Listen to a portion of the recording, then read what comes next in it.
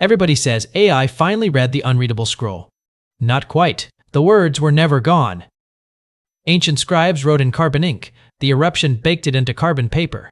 Same stuff, same shade of black. The text sat there the whole time, invisible on every X-ray. The scroll was never unreadable. It was just unseeable. Here's the story. Outside Naples, this scroll sat as a lump of charcoal for almost 3 centuries. Baked solid the day Vesuvius blew, in 79 AD. For generations, the only way to read one was to pry it open, which mostly meant turning a priceless Roman book into confetti. So everyone just agreed to stop touching them. So how do you read ink you can't see? You stop looking and start feeling.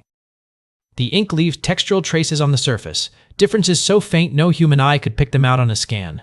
They scanned the whole scroll with phase contrast X-rays at the synchrotron in Grenoble, then trained models to hunt those faint textural traces across 1.4 meters of curled-up Greek.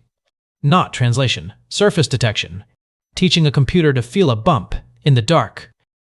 And on June 25, 2026, at the National Library of Naples, they read it, start to finish. The first Herculaneum scroll ever read whole, no knife, no damage.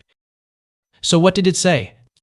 A treatise on ethics, human nature, what actually drives us, how a person gets better.